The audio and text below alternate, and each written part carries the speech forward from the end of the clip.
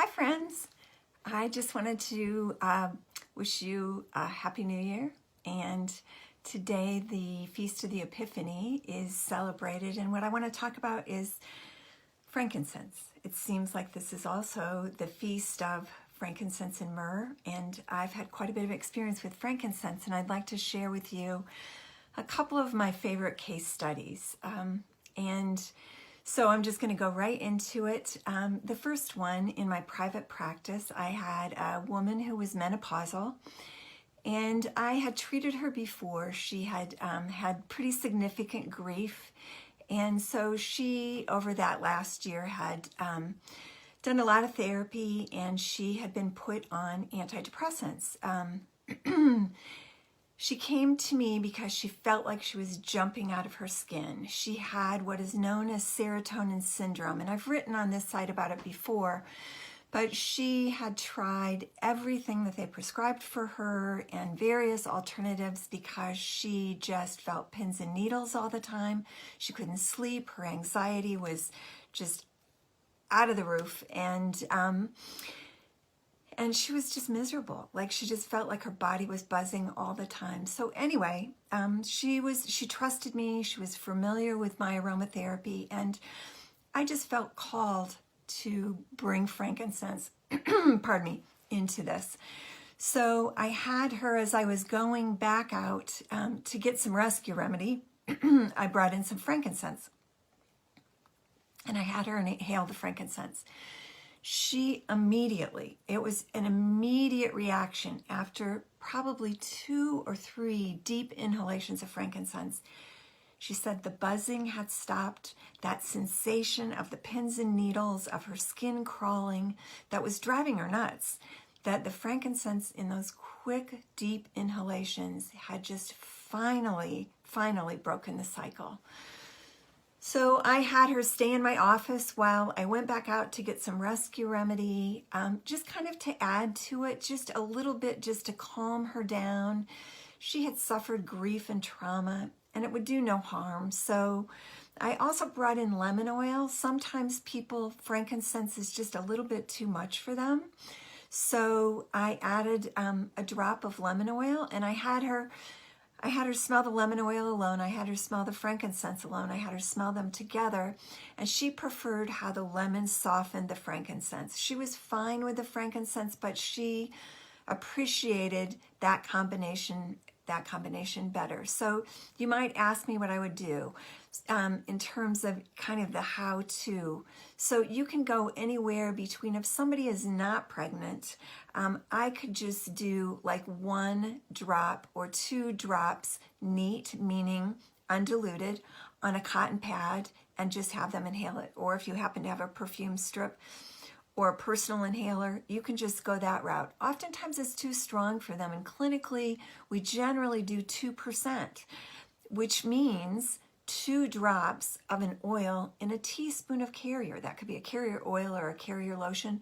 Once that's mixed up, then either put a dab under their nose or put that on a cotton pad for them, like jojoba, a teaspoon of jojoba with 2 drops of the frankincense, or 2 drops of the frankincense and 1 drop of lemon.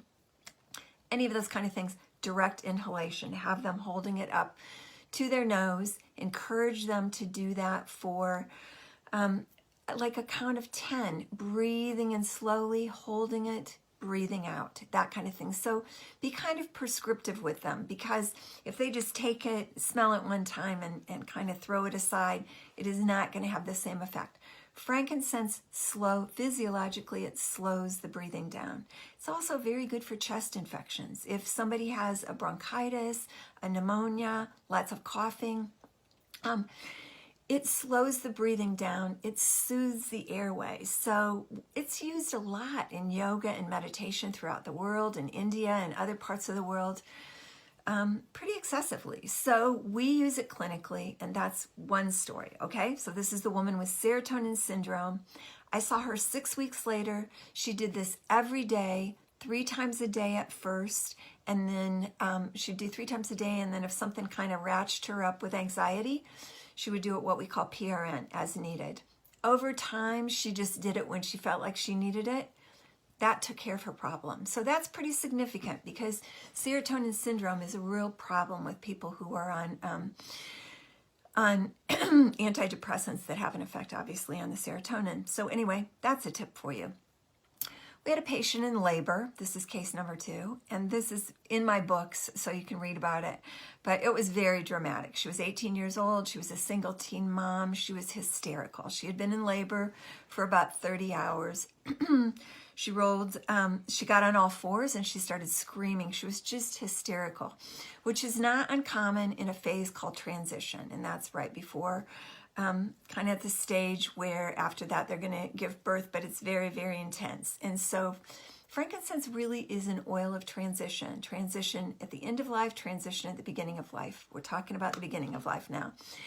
She was on all fours. She was dropping the F-bomb left and right. She was not going to have this baby. She would not do it as if she had a choice, but she felt like that was the moment she was going to, claim her power. So the anesthesiologist, the OBGYN, and the nurse looked at me like, what do you have in your toolbox? Now, none of these people had been all that interested in aromatherapy before, but they were very desperate. So I was across the room. I went and got frankincense very quickly, put frankincense on a cotton pad. I passed it to the nurse that was at her bedside. I instructed them to take the cotton pad and just do back and forth under her nose, because she would have thrown it. If it had been given it to her, she would have thrown it.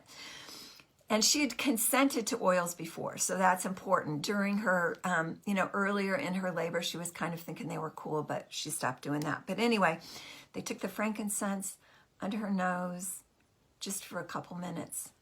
She stopped screaming was the first thing. She stopped dropping the F-bomb.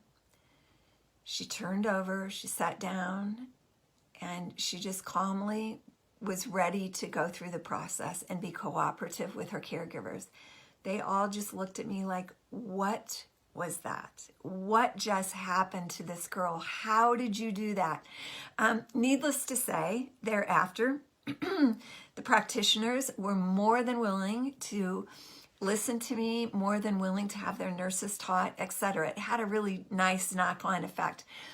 But it wasn't very long before she delivered a healthy baby, and she stayed pretty calm and was open to oils once again for herself.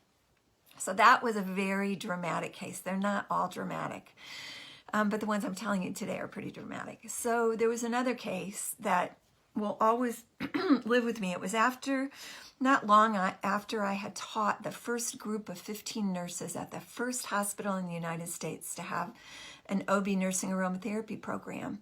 And there were 15 nurses in the class that had been picked by the manager. So I really was not familiar with what all their specialties were. I knew they were all in labor and delivery and postpartum.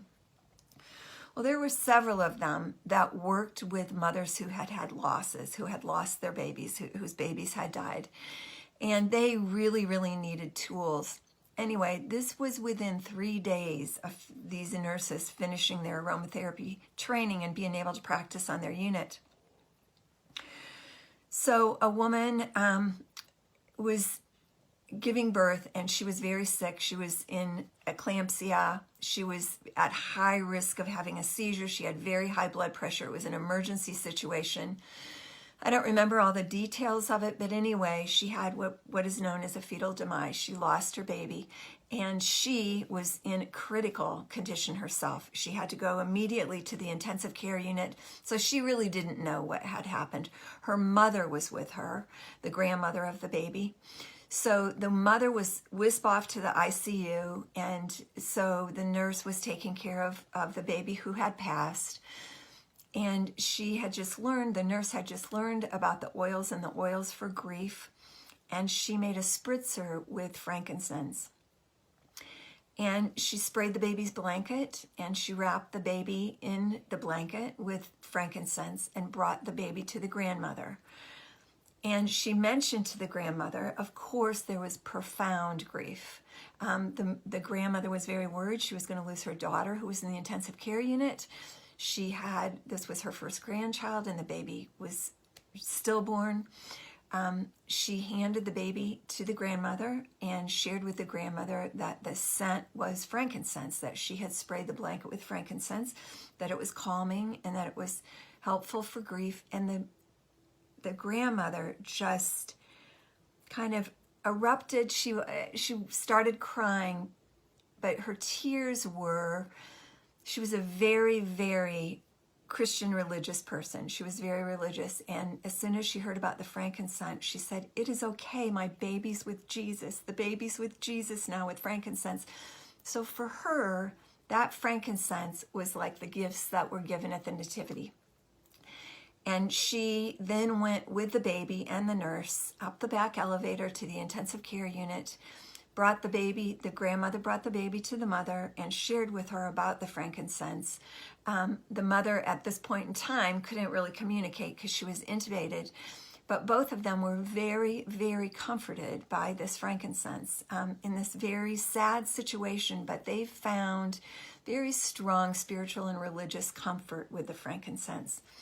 So those are three very dramatic situations. I'm gonna give you one more.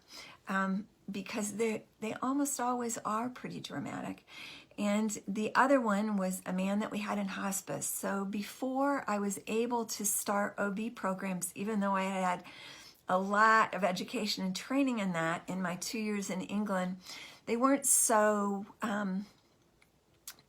they weren't really ready when I first came back from England to bring me into the OB units to teach the nurses. But the hospices were. They were very happy and very much wanted me to come in and teach their nurses. So before I ever started with OB, I taught and started programs in 4 local hospices. So this was a particular situation where a man had been in hospice for a little while. He was dying, and they kept thinking he was going to die on a particular day.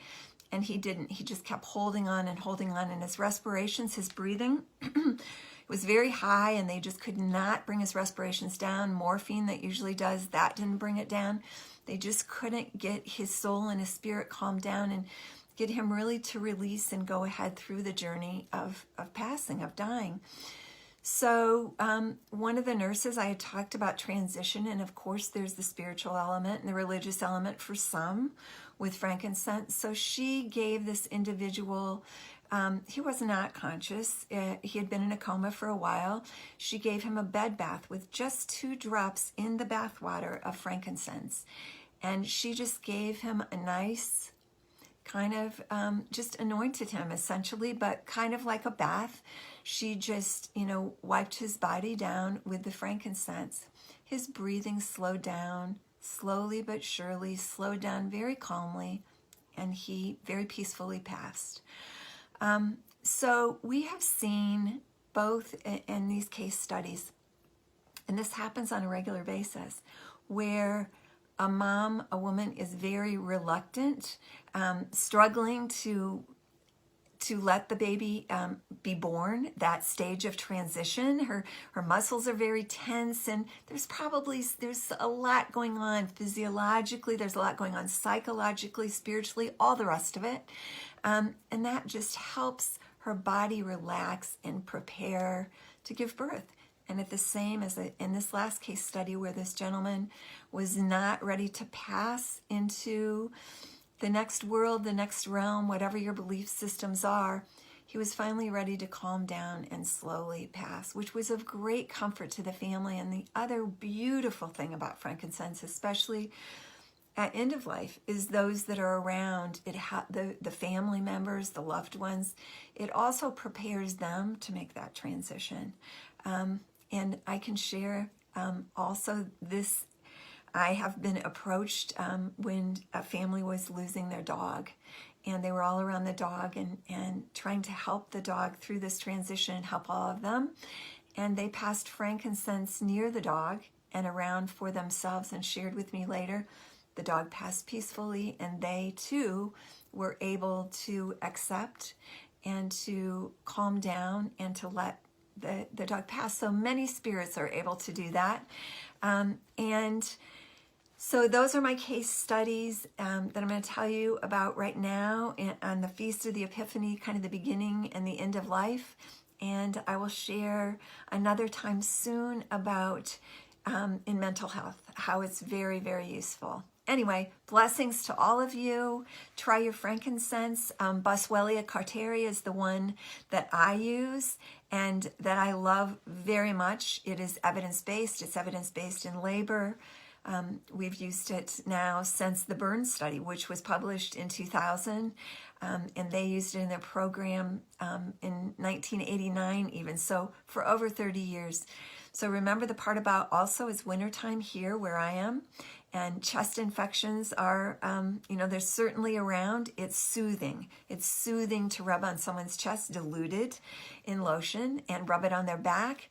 And then these other cases are all by inhalation to help somebody calm down and go through those transitions. Anyway, very nice to talk to you. Happy New Year. And I'm still here. Bye.